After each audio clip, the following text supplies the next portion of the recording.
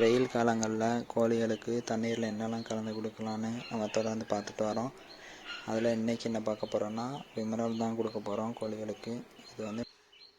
இது வந்து vitamin supplement தான், அதனால் கோழிகளுக்கு தாராளமாக கொடுக்கலாம். டோசேஜ் பார்த்திங்கன்னா அதிலே போட்டிருக்கு. நம்ம இன்றைக்கி குஞ்சுகளுக்கு தான் கொடுக்க போகிறோம், அதனால் கொஞ்சமான அளவு தான் இன்றைக்கி நம்ம குஞ்சுகளுக்கு கொடுக்க போகிறோம். எப்படி கொடுக்கலான்னு பார்க்கலாம் வாங்க.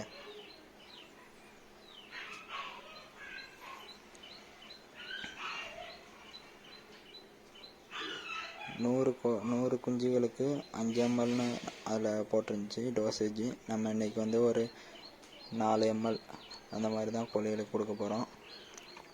தண்ணீரில் கலந்து வைக்கிறதுக்கு முன்னாடி பழைய தண்ணீரை நம்ம தூர எப்போவுமே எடுத்துருவோம் முந்தின நாள். அப்போ தான் கோழிகள் அடுத்த நாள் ஃப்ரெஷ்ஷாக வைக்கிற தண்ணீரை நல்லா முழுசாக குடித்து முடிக்கும்.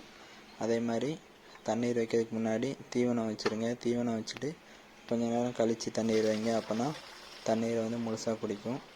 தண்ணீர் வந்து காலையில் வச்சு வைக்கிற தண்ணீர் வந்து முழுசாக ஒரு மதியம் அந்த மாதிரி டைமுக்குள்ளே காலியாகிற மாதிரி வைக்கணும். அப்போ தான் முழு தண்ணீரையும் கோழிகள் குடிச்சு முடிக்கும். வாங்க இப்போ எப்படி குடிக்குன்னு பாருங்கள்.